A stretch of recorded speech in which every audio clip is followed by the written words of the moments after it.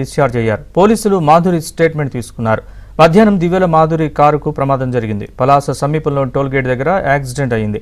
మాధురికి గాయాలవగా వెంటనే ఆసుపత్రికి తరలించారు. అయితే తనపై తప్పుడు ఆరోపణలు చేస్తున్నారని, అందుకే ఆత్మహత్య చేసుకోవాలని అనుకున్నానని మాధురి తెలిపారు. ఇది రోడ్డు ప్రమాదం కాదని, తానే కారును ఢీకొట్టానన్నారు మాధురి. చికిత్స తర్వాత ఆసుపత్రి నుంచి మాధురి డిశ్చార్జ్ అయ్యారు.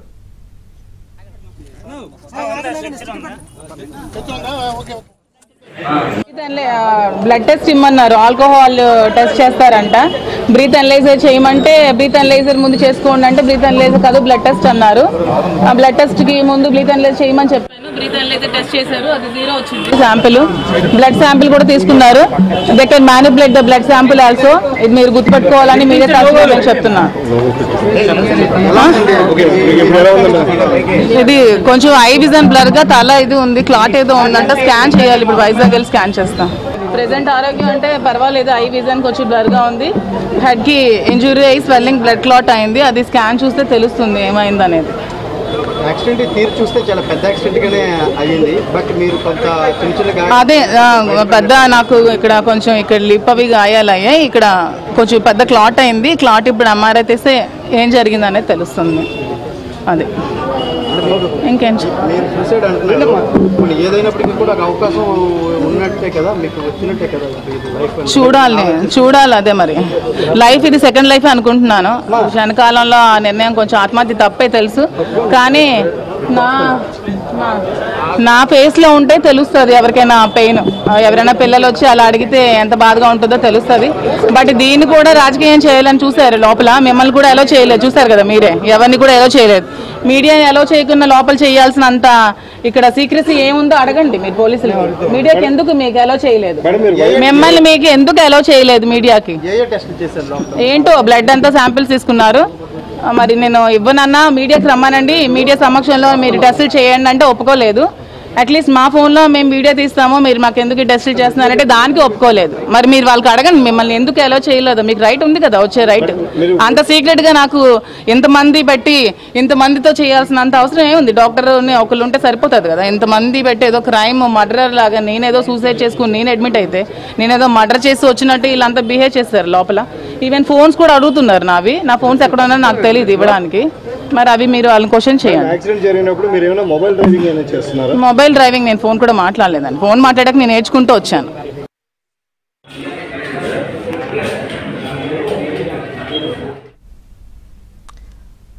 దివ్యల మాధురి కారుకు ప్రమాదం జరిగింది. ఆవిడ ఆసుపత్రి నుంచి డిశ్చార్జ్ అయ్యారు. ఆత్మహత్య చేసుకోవాలనుకున్నట్లుగా ఆవిడ చెప్తున్నారు. ఇదే అంశానికి సంబంధించి మా శ్రీకాకుళం ప్రతినిధి రమేష్ అడిగి పూర్తి అప్డేట్స్ తెలుసుకుందాం.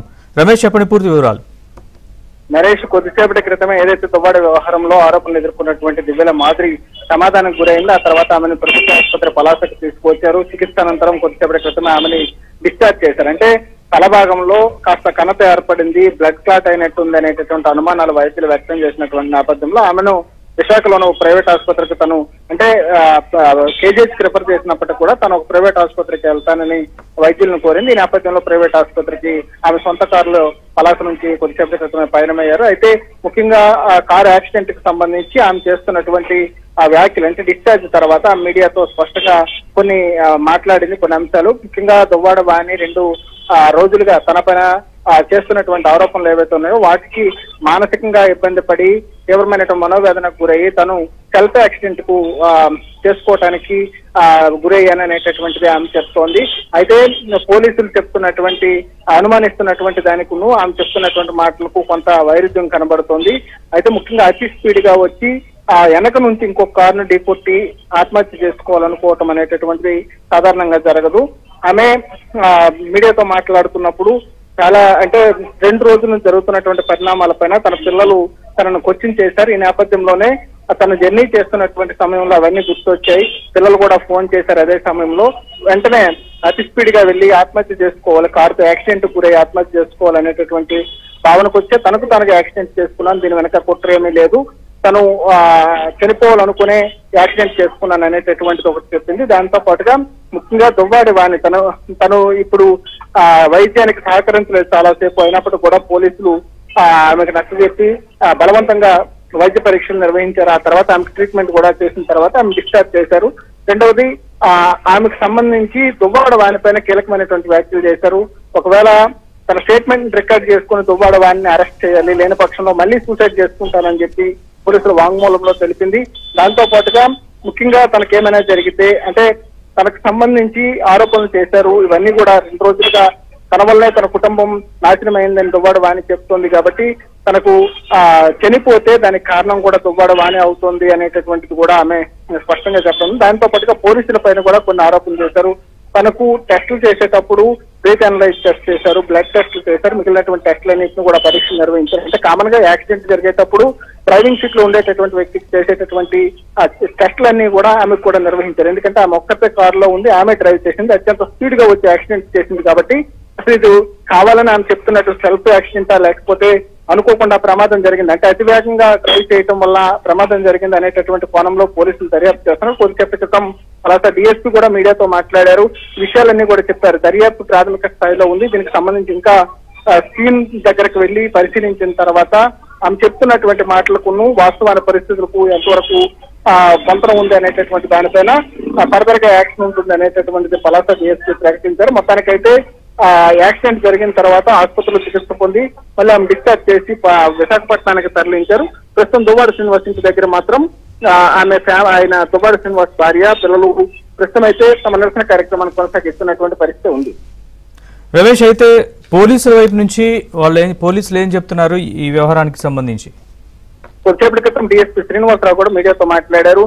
మొత్తం ఆమె చెప్తున్నటువంటి అంశాలకు సంబంధించి వాస్తవంగా ఏదైతే ఆమె సెల్ఫ్ యాక్సిడెంట్ అని చెప్తుందో సెల్ఫ్ యాక్సిడెంటా లేకపోతే ఆమె ఓవర్ స్పీడ్ డ్రైవ్ చేయడం వల్ల జరిగినటువంటి యాక్సిడెంట్ అనేటటువంటి కోణంలో పోలీసులు పరిశీలిస్తున్నారు.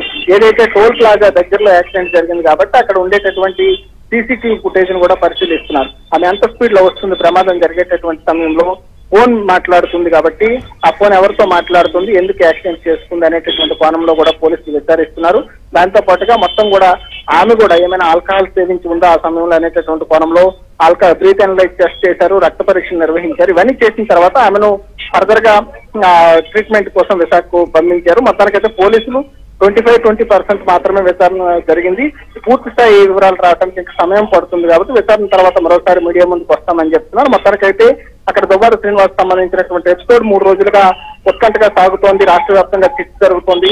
ఈ సమయంలో ఎవరైతే ఆ వ్యవహారానికి సంబంధించి ఆరోపణలు ఎదుర్కొంటున్నటువంటి మహిళ ఉందో ఆ మహిళ యాక్సిడెంట్ గురి కావడం అనేటటువంటి అది కూడా సెల్ఫ్ యాక్సిడెంట్ గా చేసుకున్నానని చెప్పి ఆమె ప్రకటించడం అనేటటువంటిది కొంత చర్చ చేసిన. మొత్తానికైతే ఈ వ్యవహారాన్ని పోలీసులు కూడా సీరియస్ గా తీసుకున్నారు. మొత్తం శాంపిల్స్ తీసుకుని విచారణ వేగవంతం చేస్తున్నటువంటి పరిస్థితి కనబడుతుంది.